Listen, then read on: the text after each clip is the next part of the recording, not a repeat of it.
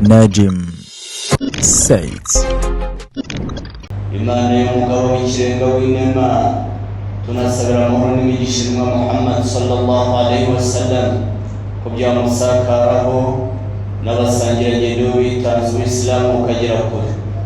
Bavandimwe b'Islamu, dukomeje gusobanura hadithi 80 zatoranyijwe mu gitabo Fathul Mubdi Sharh Mukhtasar As-Subaydi. Tukaba tugeze kuri hadithi ya 21 ivuga ubuhanuzi bw'intumwa y'Imana Muhammad sallallahu alaihi wasallam mu bitabo byabo mazabanje fi Tawrati wal Injil, muri Tawrati ndetse no muri Injil. Waqad dhukira, byavuzwe ko anna tabi'iyan, kumwe mu batabi'i عطاء بن يسار لقي بعبد الله بن عمرو بن العاص، يهوي عبد الله بن عمرو بن العاص imana imwishimire. Bakubitanye aramubwira ati, ya Abdullah ibn Amr ibn al-As, ndagira ngo umbwire kubijyanye n'icyo Taurati na Injil byavuze ku ntumwa y'Imana Muhammad sallallahu alaihi wasallam kubijyanye no kuza kwe. Wazukira, byavuzwe yuko uyu nguyu Abdullah ibn Amr ibn al-As yari umuntu wakundaga gusoma Taurati cyane kandi agasoma n'ibitabo byo hambere. Wa kana yaqumu bi itla'i ala asfari Taurati, yajyaga akunda gusoma imizingo yo muri Taurati. Akubitanye n'uwo mutabi'i Ata ibn Yasar, amubaza kubijyanye n'amakuru yo kuza ndetse n'ibirango by'intumwa y'Imana Muhammad sallallahu alaihi wasallam, uburyo azaba ameze muri Taurati uko byavuzwe. Uyu mugabo w'umusangirangendo, umwe mu basangirangendo bari bakiri batoya ariko wabanye n'intumwa y'Imana, yaramubwiye ati, wallahi innahu la mawsufun fi Taurati au fi Taurati bi ba'd sifati fi al-Qur'an, ngo rwose nkurahiye Imana isumba byose, afite isifa muri Taurati zihura neza n'isifa Allah tabaraka wa taala yamuhaye muri Qur'an. Aramubwira ati, urugero ni aya ya Allah tabaraka wa taala iboneka muri suratul Ahzab ivuga iti, يا أيها النبي إنا أرسلناك شاهدا ومبشرا ونذيرا وحرزا للأميين. ngo yewe nabii, yewe muhanuzi, twakohereje bashira, utanga inkuru nziza kubemera Mana ko bazabona ijuru, ko batazigera Allah tabaraka wa taala afata ibikorwa byabo ngo abicishe bugufi abitesha agaciro. Twakohereje kugira ngo utange inkuru nziza kubemera Mana ko bazabona ingororano n'ibihembo by'ibyiza bakoreye mu kwemera Imana n'intumwa no kwirwanirira. Bashira wa nadhira, kandi twakohereje nanone kugira ngo utange inkuru mbi cyangwa utange umuburo kuri babandi bahakanye ubwo butumwa.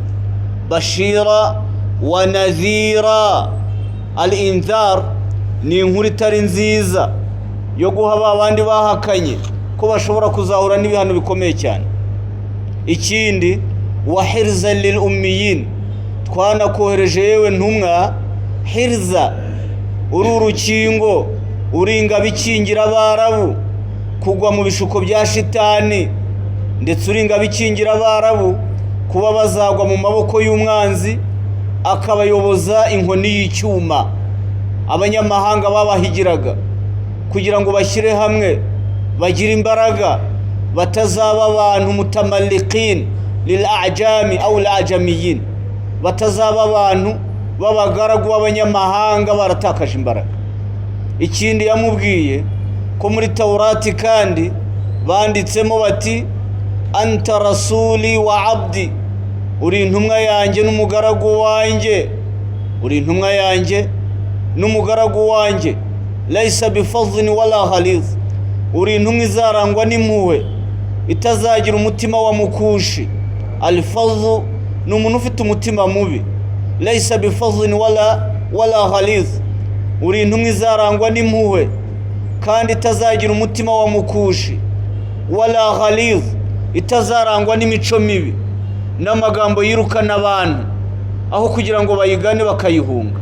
Ndetse kandi wala sahabin fil aswaq, uri intumwa izarangwa n'ituze, itazarangwa n'urusaku ahantu hateraniye abantu benshi nko mu masoko.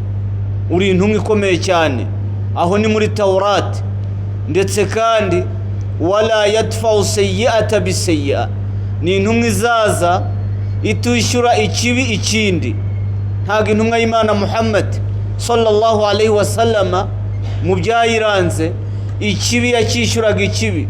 Ma kana yantaqimu li nafsihi, ntago yajyaga yihorera ku giti cye. Kana yantaqimu, yajyaga yihorera li hurumati llahi azza wa jalla, kubera abantu badukira iby'Imana bakabyangiza, abo nibo yihoreragaho. Ariko ku giti cye kana yafu wa yaghfir, yarababariraga kandi agatanga imbabazi. Ijambo yafu yarenzagaho wa yaghfir kandi akababarira.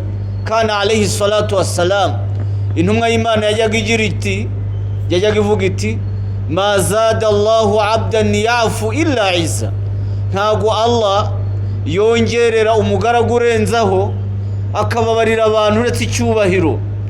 Wa ma zada Allahu abdan yafu illa izza, nta kintu Allah yongerera umugaragu urenzaho akababarira afite ubushobozi bwo guhana no kwihorera uretse kamuha icyubahiro n'imbaraga.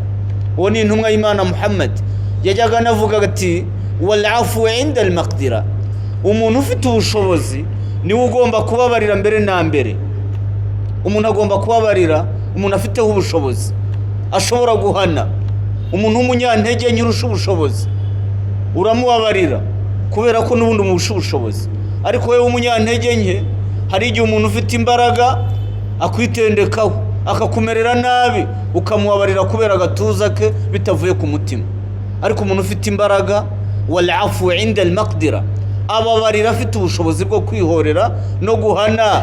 Izo nizo mbabazi, niko kurenzaho. Uwo ni intumwa y'Imana Muhammad sallallahu alayhi wasallam, yajyaga ababarira ngo kandi ntago inabi yayituraga indi. Wa kana yansa al-adhiya, yajyaga yibagirwa inabi abantu bamukoreye akababarira. Umugabo Khalid ibn al-Walid yaraje amwikubita imbere aramubabarira.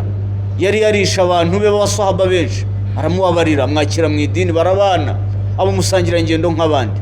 Intumwa y'Imana Muhammad kandi muri Tawrati bari baravuze ko mu byo Allah yarahishuriye Musa alayhi salam, annahu jalla shanu la yaqbid Allahu ruhahu, ko Allah tabaraka wa taala atazajyana roho ye, ntabwo azigera yitwara hatta yuqima bihi al-millat al-awja, keretse abanje gushyira umuco uberamye ku murongo, abanje kwirukana shiriki n'ibangikanyamana.